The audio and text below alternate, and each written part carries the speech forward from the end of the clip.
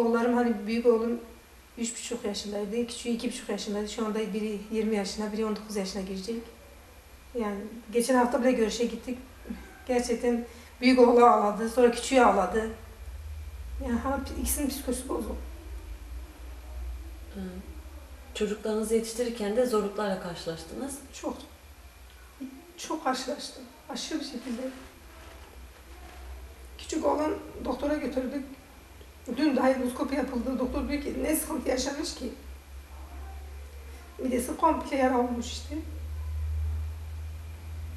İşte sürekli babanın yokluğu çok yaşıyorlar. Yani mesela söyleme anne ben okula gittiğim zaman öğretmen der ki yani babanız ne iş yapıyor ben söylemek istemiyorum. Yani arkadaşlar için de sürekli boynları bükük. Yani ne kadar annelik yapsam da babalık yapsam da yine babalarla yerini dolduramadım. Yani cezaevine gittiğim zaman büyük oğlan her 20 yaşına geldi. Hava gözyaşlarıyla dışarı çıkıyoruz.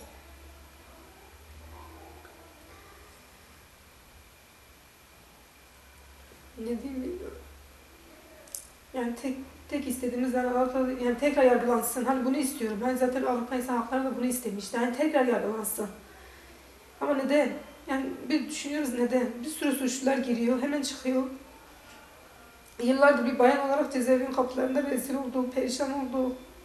Bana birebir söylemedi hani biz üzüleceğiz diye. Avrupa İnsan Hakları işte ne tür işkence yapıldı diye şey istediler. Rapor istediği için eşim yazmıştı ona. Yazdığı için tabii bana verecek, ben avukata vereceğim. Ben okudum yani hayret ettim. Böyle 4-5 polis diyor bir şekilde diyor böyle çok şişman bir polis getiriyorlardı. Diyor ta göğsümüzü oturtuyorlardı.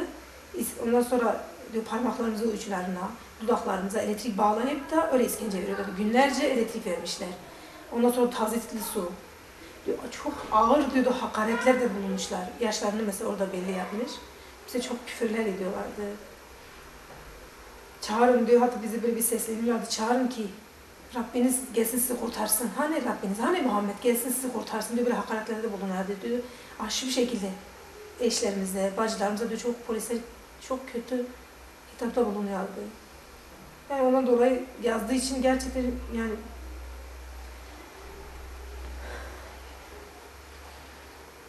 iki sene oldu, ameliyat oldu. Bir ameliyat geçirecekti. Burnunda bir kemik vardı. Ondan sonra ben hani böyle bir hak var zaten. Ben de savcılığa gittim. Savcı bey işte hani ben de eşimin yanında kalmak istiyorum. Şey olarak, refakatçi olarak ben yanında kalmak istiyorum. Tamam dedi. Dilekçe verdi bana. Ben gittim cezaevinde de, müdürde de oynattım.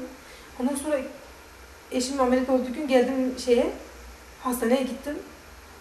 Bir taraf yani bırakmadılar. Yani niçin bırakmıyorsun? Mesela başka mahkumlar da vardı aynı. Şurada araştırmada yani. Antalya'da araştırmada. Niçin bırakmıyorsun? Gelirken eşim hani ameliyata girmeden önce eşim dedi ki ben namaz kıldım. Hani ameliyata gireceğim dedi öğle namazım gitmesin diye namaz kıldım. Dedi ben namaz kıldıktan sonra dedi aşırı bir şekilde bir tepki gösterdiler bana. Bir tepki gösterdi. Ondan sonra artık o da gıcık gitmişti hani bu namaz kılıyor diye. Ondan sonra bana da giremezsin yanına. Olur mu dedim işte evraklarımı gösterdim. Ne yaptım girmedim. Yanına girdim 5 dakika durdum sonra o gece yanında kalacaktım ben. İzin vermedi. Kesinlikle bir şekilde izin vermedi. Ben ayağa kalktım. Dedim ki ne istiyorsun? Niye bırakmıyorsun? Eşim sonra elini başörtüme attı dedi. Sadece onun derdi dedi şu başörtüdür.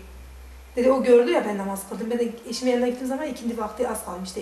Namaz kıldım. Herhalde onu görünce yakıcı kaldı. Ne yaptı, ne etti beni çıkardı. Gardiyan dahi geldi dedi ki ya komutanım dedi yani niye izin vermiyorsun? Dedi ki bak benim müdürüm izin vermiş. Savcılıkta izni varsa neden vermiyorsun? Defalarca savcıyı aramış gece.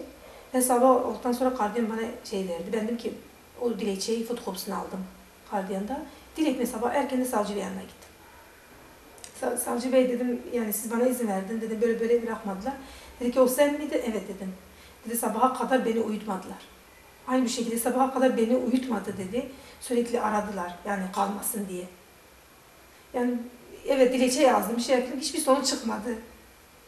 Tabii ki yani kendi adamları olduğu için hiçbir şekilde yapamadım. Yani sonra öbür eşim aslında 3 gün yatması gerekiyordu. Öbür gün sabah kalktım tekrar erken de gittim. Dedim en az kapıda onu göreyim. İzin vermediler önce. O gardiyan hani izin verdi. Verdi ben 5 dakika onu gördüm. Eşim de ısrar bir şekilde. Apar topar burnunda bayağı bir gece kan gelmiş. Bayağı üzülmüş. Baş ağrısından dolayı artık ne tür şey oldu bana söylemedi. Sadece bana dedi ki sabret dedi. Bu tür hakaretlere biz çok maruz kalıyoruz dedi. Hayatta o günü hiç unutmayacağım. Gittim dışarı böyle, yani daha koridorda karşılaştım o komutana. Yani kendimi tutamadım ve ağır bir söz ettim. Dedim sen bir zalimsin dedim. Seni Allah'a havale ediyorum. Ona dedim ki ahirette iki elim seni yakanda. Hiç kimse bugüne kadar beddua etmedi. Ona çok beddua ettim. Allah senin belanı versin dedim. Ne istiyorsun? Hani sen ne istiyorsun bizde dedim. Ben sadece burada eşimin yanında kalacaktım 2 gün. Doktor bile demişti hani 3 gün kalması gerekiyor. Eşim de sıra bir şekilde madem eşimi de yanıma vermiyorsunuz o şekilde çıkıp gitmişti. Hiç unutmayacağım o günü.